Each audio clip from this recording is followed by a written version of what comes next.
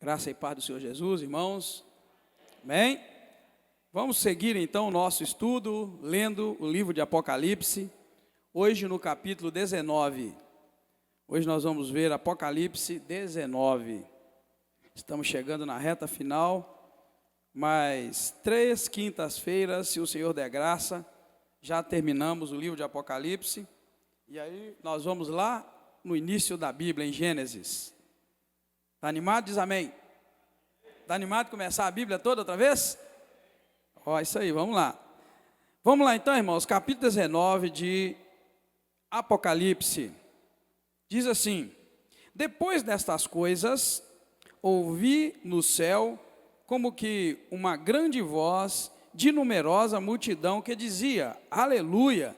A salvação, a glória, a honra e o poder pertencem ao nosso Deus, pois verdadeiros e justos são os seus juízos.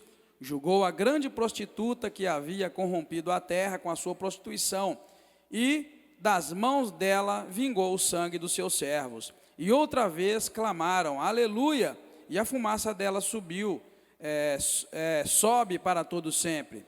Os 24 anciãos e os 4 seres viventes prostraram-se e adoraram a Deus, que está sentado no trono, dizendo, amém, aleluia.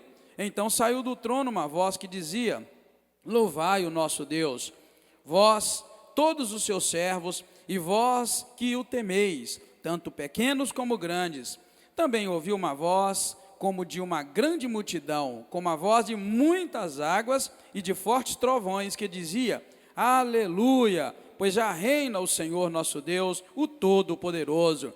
Regozijemo-nos e exultemo-nos, e demos-lhe a glória, pois são chegadas as bodas do Cordeiro, e já sua noiva se aprontou. Foi-lhe dado que se vestisse de linho fino, resplandecente e puro. O linho fino são os atos de justiça dos santos.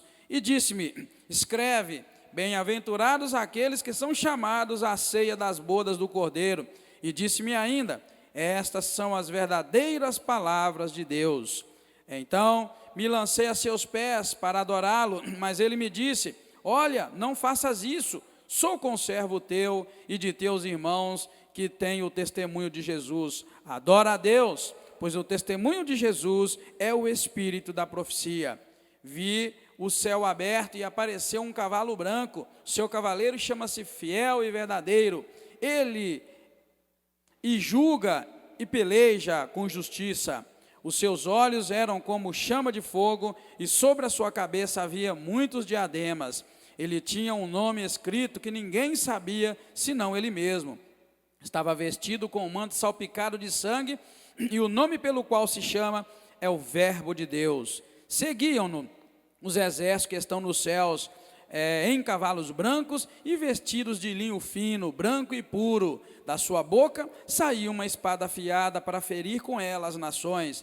Ele as regerá com vara de ferro. Ele mesmo é o que pisa o lagar do vinho do furor e da ira do Deus Todo-Poderoso. No manto, sobre a sua coxa, está escrito o nome Rei dos Reis e Senhor dos Senhores. Então vi um anjo em pé no sol, o qual clamou com grande voz a todas as aves que voavam pelo meio do céu, vinde, ajuntai-vos para a ceia do grande Deus, para comerdes carnes de reis, carnes de poderosos, carnes de cavalos e seus cavaleiros, carne de todos os homens, livres e escravos, pequenos e grandes. E vi a besta e os reis da terra com os seus exércitos reunidos para guerrearem contra aquele que estava montado no cavalo e o seu exército. E a besta foi presa, e com ela o falso profeta, que diante dela fizera os sinais com que enganou os que receberam o sinal da besta e os que adoraram a sua imagem. Estes 2 foram lançados vivos no lago de fogo que arde com enxofre. Os demais foram mortos pela espada que saía da boca do cavaleiro, e todas as aves se fartaram das suas carnes. Amém? Então vamos na sequência. O capítulo 19, irmãos, vai trazer a visão de número 12 para nós. Dentro do livro estamos estudando aquelas visões, sem focar nas figuras, mas focando no sentido e no significado que o livro traz para nós. Este texto, esse capítulo 19, tem como título Aleluia, ou louvor a Deus. E nós vamos ver que ele já começa com uma expressão de louvor, por um motivo que fica muito claro, tá? Dos versículos 1 ao 6, João vê no céu um coral dizendo aleluia, celebrando a vitória do Cordeiro. Amém, irmãos? Você crê que o Cordeiro vai ser vitorioso? Diz amém. Vai ser vitorioso. Nós sabemos disso. Porque ainda o inimigo ataca, o inimigo atua, o inimigo faz o seu serviço. Mas no livro de Apocalipse estamos caminhando para a derrota final, onde ele não vai mais poder fazer nada. Não é ainda neste capítulo, os irmãos que leram sabem disso, que é no capítulo 20, a partir do versículo 7, nós vamos ver a derrota final de quem? A derrota final de Satanás, tá, irmãos? Então nós estamos caminhando num processo. Nós estamos aqui, claro que nós não começamos de Gênesis, né, irmão? Nós começamos o nosso estudo de Mateus, mas seria muito bom se nós tivéssemos começado de Gênesis, estivesse terminando agora Apocalipse, que os irmãos iam entender o processo de atuação do maligno. Me mostra aí, alguém que está ligado, me mostra onde é que a Bíblia começa mostrando para nós a ação do inimigo na terra, do maligno. Em Gênesis capítulo 3, tá, irmãos? Logo no início, nos primeiros capítulos da Bíblia, eu costumo dizer assim que Deus concluiu a obra que Ele queria fazer, criou todas as coisas, o homem à sua imagem, à sua semelhança, viu que o homem estava só, arranjou uma mulher para o homem, formando ali a primeira família, o primeiro casal, que deve ser sempre como a Bíblia diz, homem e mulher. Assim que Deus concluiu, viu que era bom, deu autoridade ao homem sobre todos os animais, sobre tudo que existe sobre a terra, e Deus ficou muito feliz quando ele disse, olha, Deus viu que tudo que ele tinha feito era bom, Deus se alegrou. Irmão, não se sabe cronologicamente quanto tempo durou desde que Deus concluiu a obra e a serpente, o maligno, Satanás, a antiga serpente, começasse o seu trabalho com a criatura que Deus criou, com o homem. Então, irmão, desde Gênesis é uma luta muito grande. E aqui nós estamos vendo então o final desta batalha, quase chegando lá no final desta batalha, onde o Senhor vai vencer, vai derrotar Satanás de vez, e aí Deus então concluiu, resolveu a sua questão com Satanás, vamos dizer assim. Assim Deus ali resolve a sua questão, pune e pune para sempre, pune eternamente. Aqueles que são dele vão viver eternamente com o Senhor, e aí está tudo consumado. Então, quer dizer, é uma pena que a gente não viu de lá, mas aí a gente dá um resumo para os irmãos, que desde o início, lá está o inimigo atuando, e o inimigo atua ainda hoje?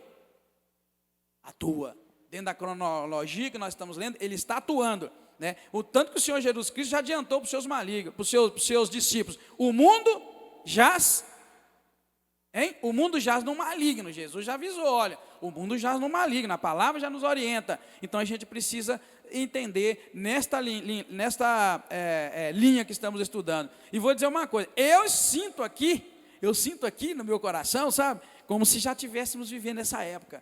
Que gostoso, depois desse estudo todo, estamos chegando na beirinha de ver a derrota de Satanás. Tem muita gente brincando, pisa nele aqui, pisa nele lá, que brincadeira, não é assim. Como dizemos que pisamos na cabeça do inimigo, estamos dizendo uma maneira figurada de dizer que estamos debaixo da graça, do poderio, do domínio do Senhor, estamos em vitória, porque na verdade o inimigo ainda será derrotado. Quando dizemos que o inimigo foi derrotado na cruz, queremos dizer o seguinte, que ali na cruz o poder do pecado foi derrotado pelo Senhor, ou seja, a condenação que estava determinada foi consumada na cruz do Calvário. Todo aquele que crê no Senhor Jesus Cristo será salvo. Ali que a gente vê a derrota dele e o horror do inimigo é o Senhor ter ido para aquela cruz e ter morrido, mas 3 dias depois ressuscitou, subiu e está à destra de Deus Pai. Foi uma derrota tremenda e ali foi consumada a vitória do Senhor. Mas de fato o inimigo continua atuando. Hoje, todo aquele que clamar pelo Senhor é salvo. Hoje, por isso o inimigo foi derrotado lá. Aquela condenação que o homem carregava nas costas, foi solucionada no sangue do Cordeiro de Deus, do Cordeiro que é perfeito. Não é como o bode, como o cordeiro cheio de mácula, de defeito, um animal que era sacrificado. Não, agora foi sacrificado o unigênito de Deus, o Filho de Deus, resolvendo essa questão. Sabemos que foi cravado na cruz o destino de Satanás, através do sacrifício do Senhor Jesus Cristo. Mas na verdade o mundo jaz no maligno. Tanto jaz no maligno, que você, meu irmão e minha irmã, sabe o quanto que ele batalha para te derrubar. Amém, irmãos? E como ele batalha? E já falamos, o campo de batalha do inimigo é onde? Não é mesmo?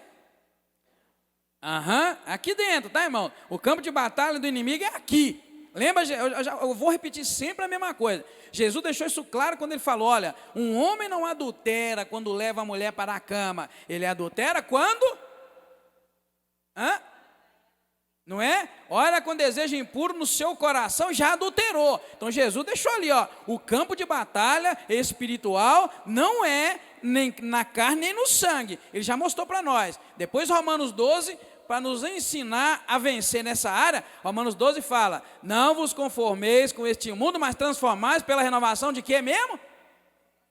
Mente. É aqui que é o campo de batalha, irmão. É aqui que o inimigo atua. É aqui que ele começa a prostituir, é aqui que ele começa a mentir, começa a enganar. É aqui. O campo onde o inimigo atua é este. E não adianta tentar espiritualizar demais e pensar que não é nesse campo que o inimigo atua, porque é nesse campo que o inimigo atua.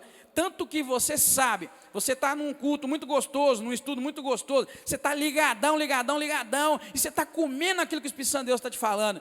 E não é que a nossa mente, irmãos, durante 1 hora de culto aí, ela foge várias vezes, e você tem que trazer a mente de volta? Não é assim? Não é assim? A mente vai e você tem que trazer? Vai lá na conta, você traz de volta. Vai lá no trabalho, você traz de volta. Vai lá no sei lá o que, você tem que trazer de volta. Você sabe disso, irmão. Você não foca a sua mente assim e fica ali e delícia. Não, irmão. É na mente que o diabo tem desviar. É aqui que ele põe os pensamentos, aqui que ele põe coisas. E isso certamente parte para o nosso coração e o pecado é consumado. Eu acho muito bonito quando o Tiago vai explicar. Eu costumo dizer o processo do pecado. Lá diz que ninguém ao ser tentado pode dizer que foi tentado por Deus, porque Deus não pode ser tentado pelo homem, Deus a ninguém tenta, mas o homem é tentado quando ele é atraído e engodado pela sua própria concupiscência, e uma vez o pecado consumado, gera a morte. O homem não peca por nada, ele é atraído e engodado pela própria concupiscência, por aquilo que tem no desejo no coração, aquilo que tem na mente. Houve um homem de Deus aí, eu creio que ele é batista, que escreveu, que dizendo aí, mente, como é que fala? Mente desocupada, é a oficina do diabo, né? A gente já ouviu isso demais. Eu creio que foi um batista que falou isso, não sei, mas não importa quem seja. É verdade, irmãos, mente desocupada é a oficina do diabo. Deus, o Espírito Santo de Deus acabou de mostrar para você como é que mente desocupada é a oficina do diabo. Quem já leu lá o livro do Velho Testamento que fala do pecado que Davi cometeu com Betseba, aquela mulher bonita que ele olhou, você vai ver, se Davi tivesse com a mente dele ocupada, escrevendo os salmos que ele escreveu tão lindamente, concorda comigo? Se Davi estivesse ocupado, sei lá, criando uma estratégia de guerra, como ele era um excelente batalhador, guerreador, se ele estivesse ocupado, irmãos, lá, sei lá com o que mais, que ele fazia muito bem, fazendo instrumentos musicais, sabia que ele confeccionou todos os instrumentos musicais que estavam no tempo quando Salomão fez? A Bíblia diz, se ele tivesse ocupado com essas coisas que ele tinha de Deus, irmãos, ele não tinha visto aquela mulher tão bonita que não era dele, mas a Bíblia fala que Davi, andando pelo palácio tal, viu lá a mulher bonita e gostou dela e mandou que ela viesse até ele, e a mulher era casada com o chefe do exército dele, e ali mostra a única queda na vida de Davi que a Bíblia registra, pelo menos é a única que eu me lembro agora, é a única, então não vou deixar registrado única, eu não sei, de repente você vai, pastor, teve essa, mas foi a tragédia na vida de Davi e na vida da família dele, porque a mente dele estava desocupada, um homem perfeito, um homem que Deus chegou a dizer assim, achei Davi, homem o quê? Segundo o meu coração, Deus não atreveu a dizer isso de ninguém, Davi é o homem, nem de Abraão no seu relacionamento, que Deus teve uma amizade com Abraão fora de série, prometeu a Abraão coisas e cumpriu e honrou, nem com Abraão, achei Davi, homem segundo o meu coração. Você vê que o homem, lê direitinho lá que você vai ver. Davi estava à toa, passeando pelo terraço. Então, irmãos, eu tenho muito medo de ficar à toa e de passear. Não que seja proibido, mas eu quero dizer à toa, passear com a cabeça vazia. É cair na certa. Sabia, irmãos? Amém, irmãos? Concorda? É cair na certa. Vai passear, glória a Deus. Vai focado no Senhor Deus. Focado na palavra. Sei lá, vai comprar alguma coisa, vai focado na palavra. Vai vender, vai focado na palavra. Seja lá o que você for fazer, não desgruda, não desliga. Porque é aí que acontece a nossa vitória espiritual ou a nossa derrota espiritual. Sabe, irmãos, um dos frutos do Espírito, um fruto do Espírito, vamos dizer assim, porque aqui não são frutos do Espírito, é o fruto do Espírito, é a temperança ou o domínio próprio. Até, meu camarada, você ter domínio próprio para mudar o canal de TV de um canal podre para um canal que glorifica a Deus. Até você ter domínio próprio para abrir a internet e recusar ver a pornografia que está estampada nela. Até você ter domínio próprio para todas essas coisas, você precisa muito, querido, de joelho, de determinação. Depois que o Senhor te dá domínio próprio, é tranquilo. Passou algo que não presta, você muda. A internet, você já vê, já até sente. Opa, isso aqui não presta, então você nem abre. Então, queridos, é assim que funciona. É uma luta espiritual muito grande, é uma batalha espiritual. Então, nós encontramos aqui João vê no céu um aleluia, uma celebração, um coro adorando, louvando ao Senhor pela vitória espiritual. Esse versículo do 1 ao 6, vitória espiritual. Mas, como eu disse, ainda não é a vitória definitiva. Você vai ver que nesse texto, o Senhor Jesus vai vencer a besta e o falso profeta. Tá, irmãos? A vitória fica consumada aqui no versículo 20. Ele vence a besta e o falso profeta. Mas o maioral de todos os demônios ainda não foi vencido. Está aqui na Bíblia, nós vamos ver. O maioral dos maiorais, o chefão deles. Hein? Não é? Foi determinada a vitória. Foi determinada. Mas é tipo aquele camarada, né? Vamos dizer assim, você me dá uma boa ideia. É tipo aquele que está preso, está lá na penitenciária, mas ele ainda comanda o tráfico, ele comanda. Foi boa essa comparação, não foi? Não é? Né, irmão? É isso, vê aqui agora, assim, por isso que é bom a gente conviver, a gente ler, a gente aprender. Exatamente, aquele camarada que está preso, mas ele ainda tem um celularzinho lá de dentro, tem os contatos. Ele mantém o seu estilo de vida. Então aqui é a mesma coisa, precisando de Deus isso agora. Satanás já está numa situação dessa. Ele já está trancado lá, ele sabe que não vai ter jeito. Porém, ele ainda tem os seus contatos. E um conselho eu te dou: não seja contato de Satanás aqui na terra, não, em nome de Jesus. Amém? Amém? Você não entendeu, ficou com medo? Não seja contato dele. Seja contato, Senhor Deus. Sabe o que eu tenho pedido a Deus? Senhor, dá-me boca para falar pelo Senhor. Tem pedido. Falou, Deus, me dá boca. Eu não quero uma boca, eu não estou pedindo, me dá uma boca para falar. Eu estou falando, dá-me boca para falar pelo Senhor. Eu quero falar do Senhor. Aquilo que o Senhor queria falar, eu falo para o Senhor. Me dá essa oportunidade. Me dá a boca para falar pelo Senhor e para o Senhor. Eu quero ser contato de Deus. Amém? Você quer ser contato de Deus? Diz amém. Contato é assim, que Deus liga, ô fulano, eu preciso de você. Tá, irmão? Amém, irmãos? Vamos falar assim, ó Deus, eu quero ser um contato do Senhor aqui na terra. Eu quero ser uma pessoa que o Senhor me pede. Preciso que você faça um serviço para mim. Sente isso, irmão, sente o Espírito Santo de Deus te falando. Eu quero que você faça um serviço para mim. Quero que você vá lá na rua tal, na rua direita. Lembra lá o anjo falando para o homem, não vou nem riscar o nome, para ir lá na onde Saulo estava, né? Eu preciso que você vá lá na rua tal, lá tem um faminto, tem uma necessitada. Lá tem um que está nu. Lá tem um que não tem o que comer. Vai lá para mim. Seja um contato de Deus. Amém, irmãos? Enquanto as vidas estão presas aí, perdidas no pecado, e o Senhor procurando quem seja contato dele. sabe qual o texto da Bíblia que eu tenho para te dizer que o Senhor está procurando contato?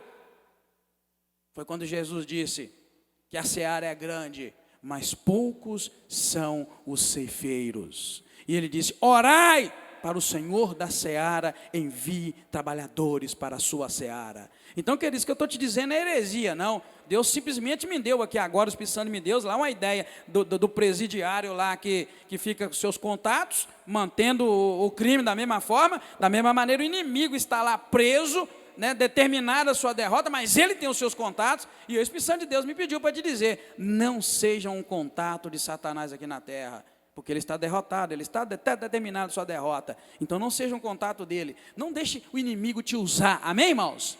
Amém? Não deixe o inimigo te usar para a sua obra. E eu te disse, seja um contato de Deus, deixa que Deus possa contar contigo, faça parte da equipe do Senhor Deus aqui na terra, para que Ele possa contar contigo, para você fazer a obra que Ele quer fazer aqui nessa terra, e não a obra que o inimigo quer fazer. Muitas vezes a gente faz a obra do inimigo, queridos, a gente derruba, a gente joga para o inferno, a gente desanima, a gente atrapalha. Os fariseus fizeram isso muito bem, irmãos. Jesus chegou ao ponto de dizer para eles que eles ficavam na porta do reino, impedindo as pessoas de entrarem. Então eles não entravam e nem deixavam as pessoas entrar. Então, queridos, vamos ser um instrumento nas mãos do Senhor Deus. Vamos deixar que Deus nos use, que o Senhor te use para a edificação do corpo de Cristo. E aí aproveito para fazer uma pergunta para você: quantas pessoas você já edificou nesse mês de agosto que está acabando? Pare e pensa. Quantas pessoas você já edificou, já foi instrumento de Deus? Quantas pessoas você levantou, se auxiliou, se ajudou a caminhar, você levou uma palavra de vida? Eu tenho pedido, irmãos, eu tenho orado: Deus, dá-me boca para falar pelo Senhor aqui na terra e para o Senhor. Peça isso, querido, em nome de Jesus, tá? Depois deste canto de vitória lindo e maravilhoso, eu cheguei a ler ele todo, até o versículo 6? Não, né? Depois destas coisas, então, verso 1, ouvi no céu como que uma grande voz de numerosa multidão que dizia: aleluia, salvação, a glória, a honra e o poder pertencem ao nosso Deus, pois verdadeiros e justos são os seus juízos. Julgou a grande prostituta que havia corrompido a terra com a sua prostituição, e das mãos dela vingou o sangue dos seus servos. E outra vez eles clamaram: aleluia, e a fumaça dela sobe para todo sempre. Aí entra os 24 anciãos e os 4 seres viventes, lá do início do livro de Apocalipse, que eles se prostram e adoram a Deus, que está sentado no seu trono, e dizem: amém, aleluia. E o verso 5 diz: então saiu do trono uma voz que dizia: louvai o nosso Deus, pois todos os seus servos, os seus servos, e vós que o temeis, tanto pequenos como grandes. Também depois diz o versículo 6, ouvi uma voz como de uma grande multidão, como a voz de muitas águas e de fortes trovões, que dizia: aleluia, pois já reina o Senhor nosso Deus, o Todo-Poderoso. Amém, queridos? Depois, no versículo 7 ao 9, nós vamos ver que todo este louvor existe ali nesse texto, porque é chegado a hora das bodas do Cordeiro. Aleluia! Diz assim o versículo 7, e eu vou ler então até o 10, apesar que está ali 7 ao 9. Olha, versículo 7 diz assim: regozijemo-nos e exultemos e demos a glória. Sabe por quê? Porque são chegadas as bodas do Cordeiro, e já a sua noiva se aprontou. Ok, irmão, então vamos trazer isso para o tempo. Está dizendo aqui: regozijemos e exultemos e demos aleluia, demos glória, pois são chegadas as bodas do Cordeiro, e já a sua noiva se aprontou. O que isso quer dizer para nós? A noiva se aprontou. Quem é a noiva de Jesus? Hein? Então quer dizer o que aqui? Que já, hein? Pois é, hein? Isso é o meu texto diz que ela isso quer dizer que ela está pronta, quer dizer, sabe o que, irmãos? Já não entra mais ninguém na igreja. Vigia. Já está pronta. Eu nunca acompanhei noiva ficar pronta. A primeira foi a Raquel. A primeira foi a Raquel, minha filhinha, né? E agora me vem na mente aquilo. Fui lá pegar ela no lugar onde ela estava arrumando. E eu doido que ela viesse depressa, porque era eu que ia fazer o casamento, é eu que ia entrar com ela, que é a confusão doida, né? E sem dormir muitos dias, fazendo as coisas. E eu doido que ela viesse depressa para a gente terminar. Estava doido que o casamento terminasse, antes de começar. E quando a mulher lá falou, está pronta. É isso aqui, querido. Não tinha mais nada que mexer. Não tinha que pôr mais adorno, maquiagem. Está pronta. Aí só entramos lá, tiramos as fotos com ela lá rapidinho. E ela entrou no carro, a noiva está pronta. Não dava para mexer mais nada. Se surgisse qualquer imprevisto, tinha que ser resolvido na base da gambiarra. Você sabe disso. Rasgou o vestido, vamos dar um jeito. Aqui cola esse trem. Querido, aqui está dizendo assim: regozijemos, exultemos, demos glória, pois são chegadas as bodas do Cordeiro, e já a sua noiva está pronta. Não tem choraminguela, não tem subir escada de joelho, não tem fazer campanha, não tem que acusar, eu estou nessa vida porque o pastor, porque a pastora me abandonou, eu estou assim porque minha mãe me abandonou, meu pai me abandonou, estou assim porque me enchi o saco, eu já não aguentava mais essa vida de igreja.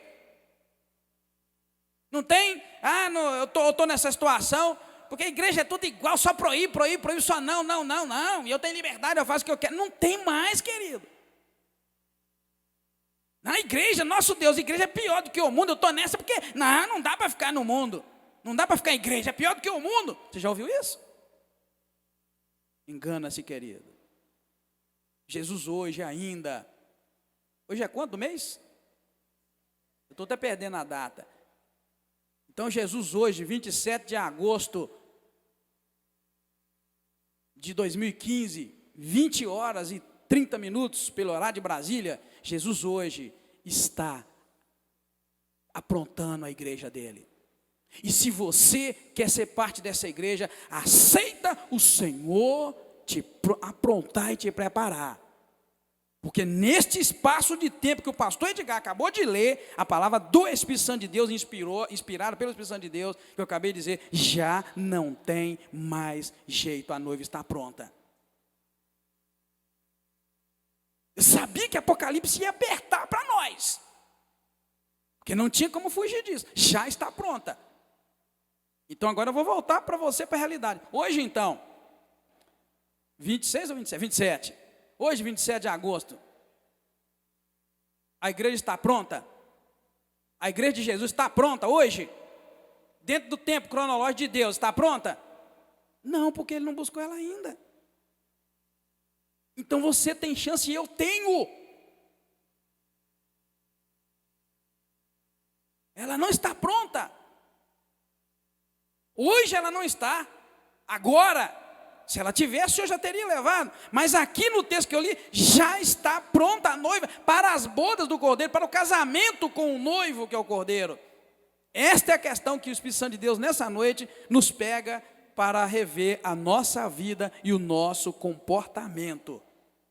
Aquilo que temos feito, temos pensado, temos falado, eu nem vou partir para aquilo que nós temos feito. Aquilo que nós temos pensado, porque o Senhor não vai te julgar só pelo que você faz, pelo que você pensa. Se eu pensei na mulher lá, eu adulterei com ela. Então aquilo que você pensa, vamos pegar agora duro mesmo com a espada do Espírito, com a palavra de Deus, que é pesada. Aquilo que você pensou hoje, pensou ainda há pouco, vai te dar, é o que Deus quer, é o que Ele está fazendo para aprontar a igreja, para te aprontar para fazer parte dela. Esta é a realidade da palavra, daquele dia, daquela hora. E é aqui, querido, é aqui que a gente começa. Um dia o Senhor Deus disse que aquele povo o honrava com os lábios, não era assim, mas o coração dele estava longe. E muitas vezes nós somos os que mais glorificamos publicamente, mas a nossa mente, o nosso coração está longe de Deus. É sério, querida, a tua mente pode te levar para o céu e ela pode te levar para o inferno. Por causa dessa questão. O julgamento do Senhor Deus vai passar por tudo isso.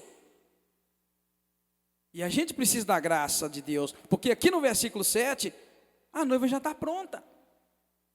Então é aqueles que acharam dentro do padrão de Deus, Deus se agradou, faz parte do grupo. É por isso que eu disse aqui na quinta-feira passada, quando acabou a energia, dentro da pergunta que a irmã Yolanda fez, eu falei, gente, não vai existir 2 céus, só vai existir um. Então não vai para lá só um tipo de pessoa, não vai 2, vai só um. Aqueles que se enquadraram, o Senhor disse, esses vão. Então esse negócio de você viver brigado comigo e eu brigado com você, esse negócio de aquela murrinha doida que esse meu irmão e minha irmã, põe a barba de molho, só um de nós vai. Então quando eu sou desafiado nessas questões espirituais, me chama para andar uma milha, eu vou 2, me bate no lado da cara, eu dou outro, e a única coisa que eu posso dizer, eu falei, olha, naquele dia nós vamos ver quem estava certo. Será eu ou tu? Não temos que brigar, que espernear. Amém, irmãos? Está entendendo como é que a coisa funciona? Então, querido, olha, tudo isso acontece porque já são chegadas, né? É chegada, desculpa, a hora das bodas do Cordeiro. E aí a Bíblia diz que foi lhe dado que esse vestido de linho fino, resplandecente e puro. O linho fino são os atos de justiça dos santos. E disse, escreve, bem-aventurados são aqueles que são chamados para a ceia das bodas do Cordeiro. O que seria a ceia das bodas do Cordeiro? Num casamento, o que seria isso? A ceia da boda do Cordeiro, o que seria? Hein? Sentar mesmo, comer mesmo, tá, irmão? É isso que eu queria que você entendesse. É festa, é um momento de recepção, que se costuma dizer hoje. Então é isso mesmo. Por isso que aqui diz assim, bem-aventurados aqueles que são chamados à ceia das bodas do Cordeiro. Aquele momento de sentar à mesa, de se regozijar. Então ele está dizendo, bem-aventurados aqueles que são chamados para isso. E disse mais, estas são as verdadeiras palavras de Deus, diz a palavra complementando. E aí, o versículo 10 mostra um parêntesezinho, em que João se lança aos pés do anjo para adorá-lo, mas aí o anjo pula na frente e fala, não faça isso, porque eu sou conservo teu e de teus irmãos, que têm o testemunho de Jesus. Adora a Deus, pois o testemunho de Jesus é o espírito da profecia. Então João se prostrou diante do João, na verdade, se lançou aos pés do anjo, para adorar o anjo, e o anjo falou, opa, não vem. Isso mostra para nós, anjo não aceita adoração, tá, irmãos? Mas então isso tudo acontece, irmãos, esse louvor todo, é porque está chegando a hora das bodas do Cordeiro, tá? Agora, eu coloquei aqui alguns detalhes sobre as bodas do Cordeiro. Por que alguns, irmãos? Porque tem muitas coisas relacionadas às bodas do Cordeiro, que a gente fosse falar, teríamos que falar um outro momento só sobre isso. Sim, ó, você queria falar, Zita?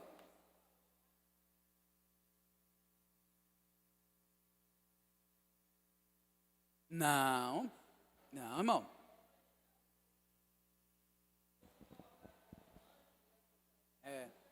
Tudo é demônio. A única pessoa digna de louvor, de adoração, é o Senhor Deus.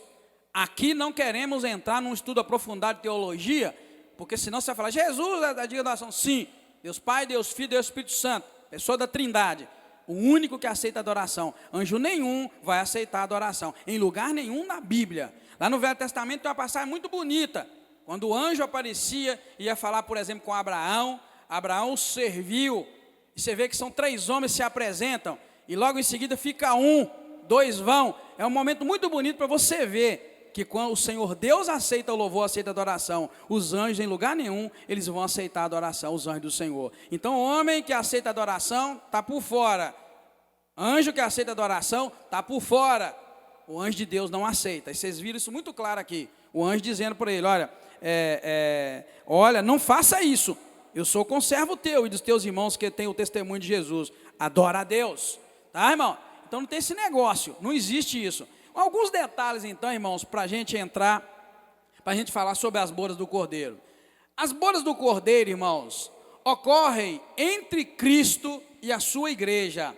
Claro, após o arrebatamento da igreja e a ressurreição daqueles que já morreram. Ou seja, aqueles que morreram desde a fundação do mundo, na expectativa de um dia terem a redenção, todos os homens da fé, as mulheres da fé, já terão, é claro, ressuscitado. As bodas do Cordeiro ocorrem entre Cristo e a igreja, ao casamento, né? As bodas de Cristo com a sua igreja.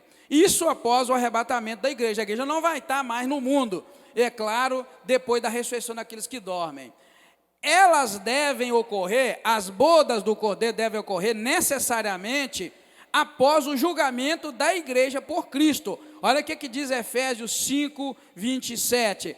A fim de apresentá-la, tá? A fim de apresentar a igreja a si mesmo, igreja gloriosa, sem mácula nem ruga, nem coisa semelhante a mácula e ruga, mas uma igreja santa e irrepreensível, tá? Está lá em Efésios capítulo 5.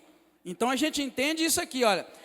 As bodas do Cordeiro vão ocorrer necessariamente após o Senhor julgar a igreja. Por que julgar a igreja? Por que o Senhor vai julgar a igreja? Porque hoje nós temos membros na igreja de todo tipo, não é? Hoje mesmo, conversando com o irmão Jonas, tem gente que nem é de igreja nenhuma, né, Jonas? Mas diz que é crente. Então nós não podemos julgar ninguém. Hoje eu não julgo se esta igreja é certa, se aquela é certa, se a outra é certa, e se os sem igreja são certos. Sabe quem são os sem igreja? É isso que eu estou dizendo. Você chega nele, não é de igreja nenhuma.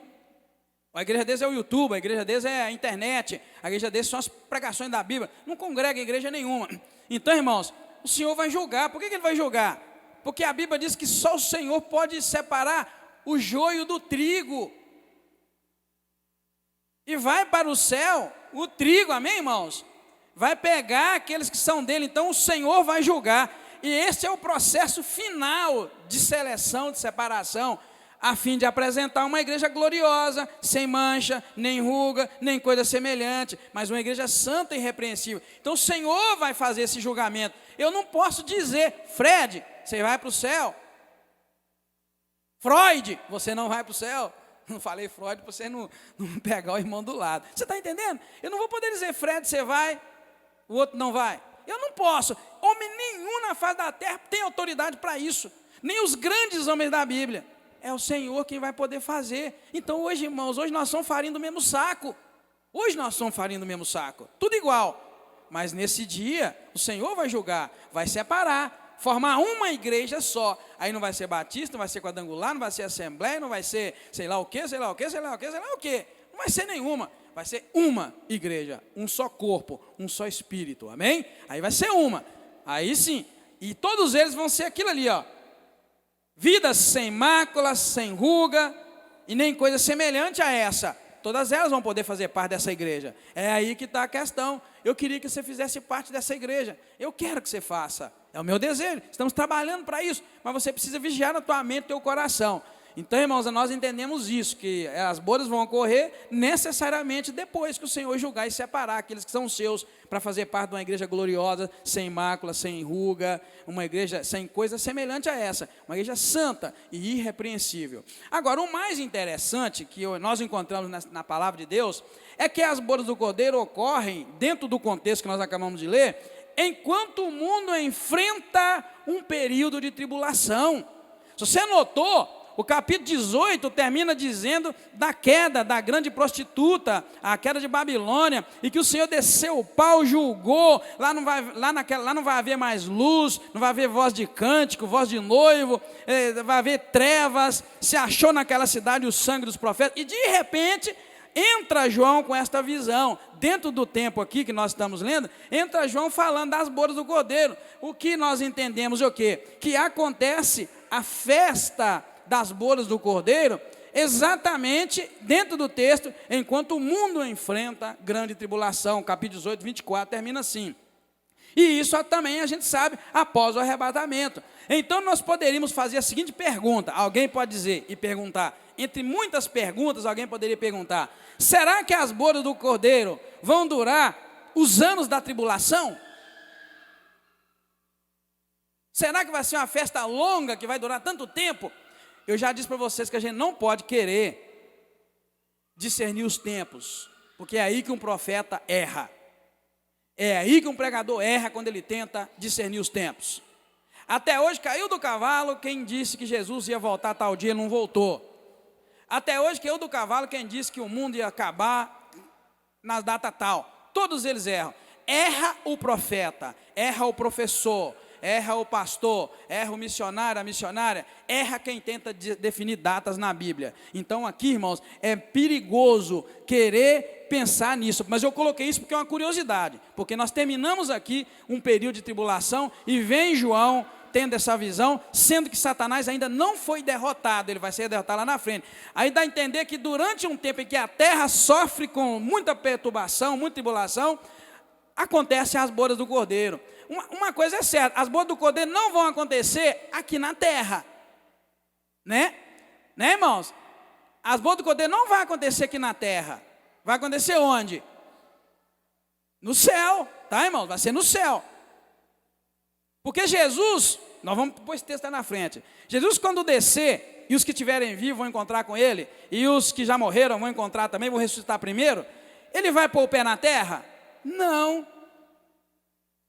Então essa farra toda, a festa toda das bodas do Cordeiro, claramente não vai ser na terra. Então não dá para atender, não dá para querer julgar ou procurar entender se isso vai acontecer durante a tribulação que está vivendo. E nem se sabe, não podemos dizer se vai durar o tempo da tribulação. Não podemos dizer isso, mas que vai acontecer dentro daquele contexto de sofrimento aqui na terra, nós acabamos de ver, porque João teve essa visão logo em seguida.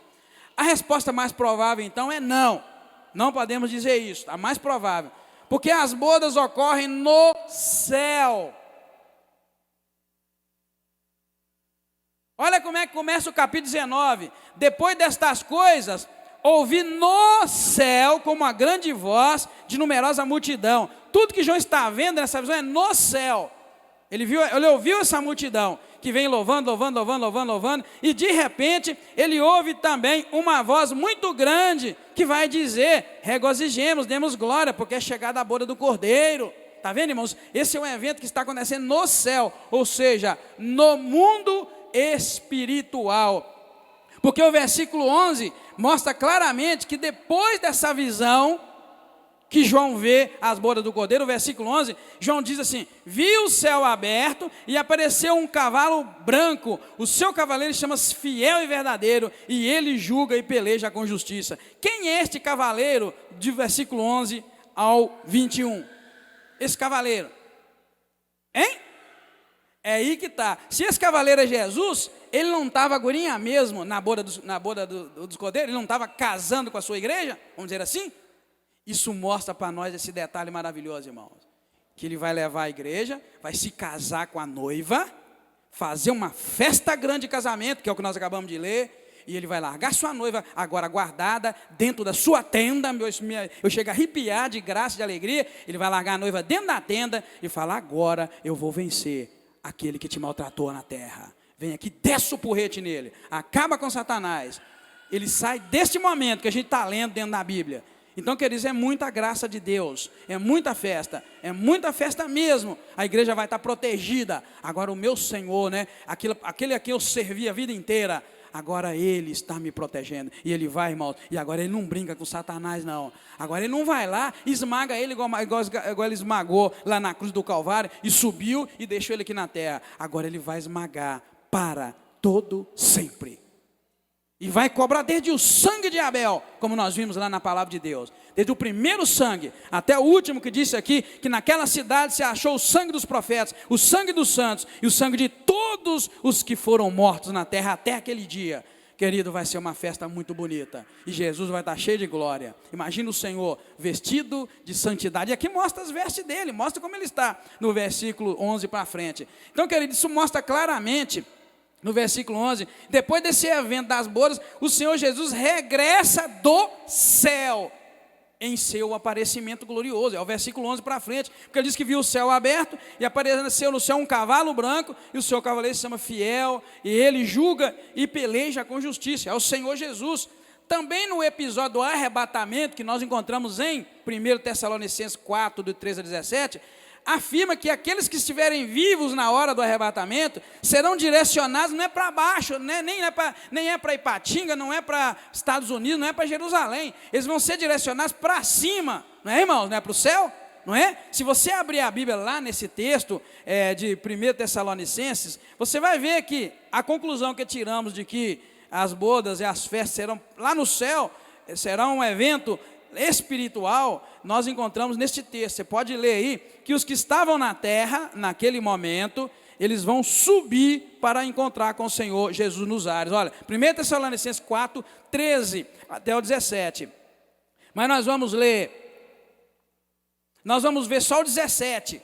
Diz assim: depois nós, os que ficarmos vivos, seremos arrebatados com ele nas nuvens, para o encontro com o Senhor nos ares, e assim estaremos para sempre com o Senhor. Está vendo, irmão? Então vai ser assim, ó, vai ser só subindo, desde Abel, desde Adão, aqueles que estavam na graça do Senhor, que já morreram, ressuscitam primeiro, e os que estiverem naquele momento vão encontrar com Jesus nos ares, onde o Senhor vai concluir a obra dele com a igreja. Aí sim vem aquela tribulação, aquelas lutas, aqueles sofrimentos, que a gente entende depois do arrebatamento. Então, irmãos, a gente entende sim, que no episódio do arrebatamento, nós vimos que os que estiverem vivos serão direcionados para o céu, certamente para comemorar as bodas do Cordeiro. Resumindo então, e localizando as bodas do Cordeiro, a gente resume o seguinte: elas vão acontecer no céu, por causa do texto que vimos em Apocalipse, enquanto o mundo ainda está debaixo de tribulação,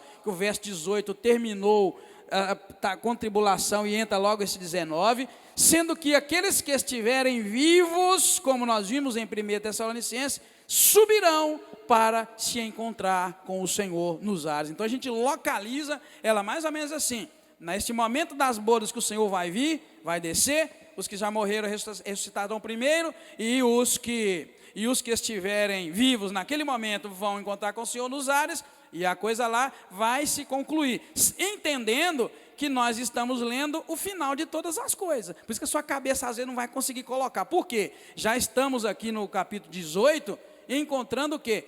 A tribulação acontecendo na terra, aqueles que subirem para encontrar com o Senhor. Não somos nós não estamos ainda na tribulação. Amém, irmãos? Estamos vivendo a grande tribulação hoje? Não, então não é o tempo, não é esse tempo que nós estamos falando, tá? É complicado, mas tem que ir pensando devagar. Então nós podemos concluir isso, irmãos. Por que a gente conclui essas coisas? Porque o mundo espiritual é atemporal, tá, irmãos? Ou seja, o mundo espiritual não está sujeito ao tempo do mundo físico. Ou seja, no mundo espiritual o tempo é sempre presente. Não existe no mundo espiritual passado, presente e futuro. Por isso que a palavra diz que 1000 anos para Deus é como, e um dia para Deus é como 1000 anos. Não existe esse negócio que há nós não temos relógio, a gente não calcula as coisas em termos de tempo, né? Para nós é tempo, a gente vive 70, a gente vive 80. O Senhor Deus é eterno, de geração a geração Ele é Senhor. Então a gente tem que entender que no mundo espiritual não funciona como nós entendemos. Por isso que quando alguém indagou Jesus acerca dos tempos, não é assim? Indagou Jesus acerca dos tempos, de tudo aquilo acontecer e da volta do Senhor. O que Jesus disse mesmo sobre o tempo dele vir, dele voltar e de tudo aquilo acontecer? Quem lembra o que Jesus disse? Ninguém sabe, só o Pai. Viu? Aquilo ali é um ensinamento para nós, para a gente entender. O negócio está na mão de Deus, o tempo está na mão de Deus, o tempo pertence a Deus. Deus não trabalha da mesma maneira que nós trabalhamos com o tempo cronológico. Isso não existe no tempo espiritual. Não existe, portanto, sequência de passado, presente, futuro no tempo espiritual. Aí eu coloquei esse texto de Eclesiastes para você ver. Veja o que está registrado em Eclesiastes 3, 14 e 15. Está assim, eu copiei do jeitinho que está na Bíblia. Sei que tudo o que Deus faz durará eternamente. Nada se deve acrescentar a isso e nada se deve tirar disso. Isso faz Deus para que haja temor diante dele. O que é, já foi. O que há de ser, também já foi. E Deus pede conta do que passou. Amém, igreja? Eu mato a cobra e mostro a cobra. Não existe no tempo espiritual Passado, presente e futuro, ou seja, no tempo de Deus, dos espíritos, vamos dizer, tanto de Deus como do inimigo das nossas almas, que é espiritual. Então, no mundo espiritual, é assim, o que é, eu, você, nós, tudo que tem hoje, já foi para Deus, para o mundo espiritual. E o que há de ser também, daqui a 10, 15, 20, 30 anos, você está preocupado aí, como vai ser do nosso país, vai ser do mundo sem água, o que há de ser para Deus, para o mundo espiritual, também já foi. E aí diz, e Deus pede conta do que passou, do que já passou para trás, que nós entendemos que passou, Deus pede conta. Então, isso é muito profundo, mas é só para te confirmar que no mundo espiritual, na cronologia das coisas espirituais, não existe, Deus não está limitado a tempo. Deus é o mesmo Deus de ontem, Ele é hoje e será eternamente. Amém, irmãos? Amém, queridos? Não é? Por isso que Jesus vai falar da comunhão que Ele tinha com o Pai, lá antes da fundação do mundo. Ele vai falar dessa forma. Nós não conseguimos viver assim, porque estamos limitados, tá? Portanto, irmãos, no mundo espiritual não existe o conceito de tempo, mas existem o quê? Ações consumadas e ações eternas. Aí existe, tipo, o que fazemos são ações consumadas.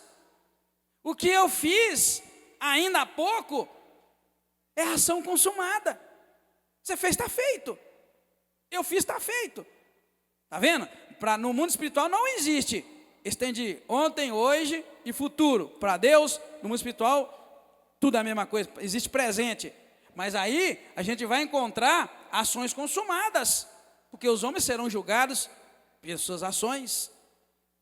Entendeu como é que existe?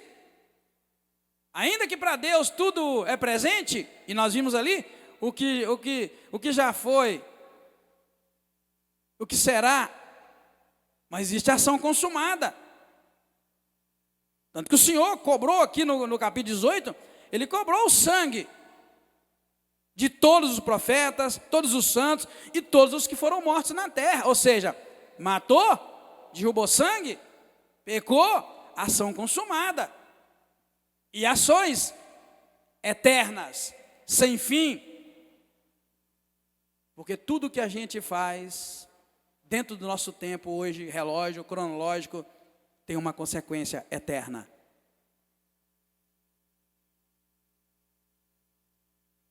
Pecou? Tem uma consequência. Buscou perdão, humilhou-se, mudou de vida, tem uma consequência eterna. Eterna. Por quê? Porque os que forem achados dignos de ir para o céu, eles vão ficar no céu quanto tempo? Aqui na terra a gente fica 70 anos por aí, não é? A Bíblia diz, o passar disso é canseiro e enfado. Aqui a gente vive 70, 100, alguns vivem 120, 130, 140, alguns 600, 900 anos. Aqui na terra nós temos um tempo, não temos? E lá no céu? Eterno, viu? Existem ações consumadas e ações eternas. Determinada coisa que você faz vai te jogar para a eternidade. A eternidade com o Senhor Deus ou a eternidade com Satanás e seus anjos. Então, ainda que para Deus não existe passado, presente e futuro, tudo é agora, tudo é presente, tudo é hoje, existe no mundo espiritual ações eternas e ações consumadas. E tem ações aqui consumadas que sequer perdão tem para elas. Tem ações que sequer tem perdão. É aí que a gente entra, irmãos, numa coisa maravilhosa. De saber que se Deus nos dá 70, 90, 100 anos aqui na terra, Ele está te dando sementinha para você plantar com ações que você vai consumar. Toda maldade que você fez, está consumada. Toda bondade que você fez, está consumada. É aí que está. Tudo que você fez reto diante de Deus, está consumado. Tudo que você não foi reto, está consumado.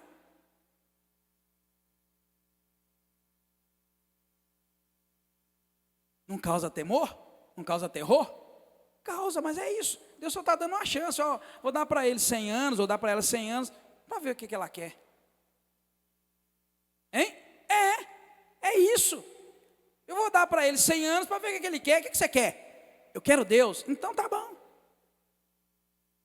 Faça o que Deus quer. É sério, é difícil da gente aceitar, mas é a realidade que nós estamos vivendo. Então nessa graça maravilhosa de igreja hoje, igreja que pode, igreja que não pode, igreja boa, igreja ruim, igreja ótima, igreja grande, igreja pequena, igreja, Deus só está te dando chance de ações consumadas e ações eternas. A Bíblia diz que cada um será julgado por meio do que fez, das suas obras, por meio da carne. São ações. Um Deus eterno nos julgando por ações consumadas e ações que certamente serão eternas. Por isso, irmãos, para todos aqueles que forem arrebatados, eles não sentirão no mundo físico se passam anos entre o arrebatamento, a subida, entre a tribulação e o arrebatamento e as bodas do Cordeiro. Faltou a tribulação, porque a nossa pergunta lá atrás é: a ceia das bodas do Cordeiro, as bodas do Cordeiro vão durar o tempo da tribulação que ainda resta aqui no livro de Apocalipse, porque está no meio aqui? Aí a resposta é: não sabemos. Por quê? Porque aqueles que forem arrebatados para encontrar com o Senhor e participar das bodas do Cordeiro, eles não vão estar limitados ao mundo físico. Então eles não vão poder pensar em tempo, se isso passou, quanto tempo passou. Porque no mundo espiritual não existe esse negócio de tempo, como nós vimos. Para Deus não existe o que já aconteceu, para Deus o que acontece, o que aconteceu, é a mesma coisa no tempo de Deus, como nós vimos no texto de Eclesiastes, tá, irmãos? Então ali será corpo glorioso, corpo transformado, amém, irmãos? Nem carne nem sangue vai entrar no céu, corpo glorioso, corpo glorificado. E em seguida, então, a partir do verso 11 até o último, que é o 21, irmãos, nós vamos ver o quê? João vê Cristo, o conquistador espiritual em suas batalhas, montado num cavalo branco, que fere as nações com a espada do Espírito. É neste momento, irmãos, que Cristo vence a besta e vence o falso profeta e vence todos os aliados deles, como nós encontramos aqui a partir do versículo 20. A besta foi presa e com ela o falso profeta, que diante dela fizeram os sinais com que enganou os que receberam o sinal da besta e os que adoraram a sua imagem. Estes dois, está vendo? Foram lançados vivos no lago de fogo que arde com enxofre. Foi lançado vivo, tá, irmão?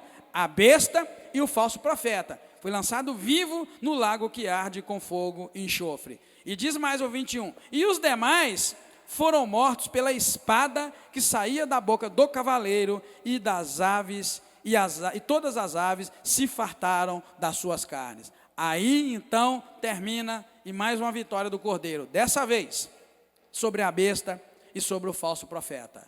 Amém, igreja? Aqui termina o capítulo 19 no nosso estudo. Semana que vem nós vamos ler o capítulo 20. Vai falar dos 1000 anos, ou o reino milenar, como é chamado. E depois nós vamos ver a derrota final de Satanás. Depois o 21 vai trazer para nós um novo céu, uma nova terra, Nova Jerusalém. Depois o 22, o rio e a árvore da vida. Depois Jesus anunciando que ele vem. E cedo ele vem. E vai ser o anúncio a partir do versículo 7 do capítulo 22. Amém? E aí nós encerramos então o livro. Deus te abençoe, te guarda e te fortalece.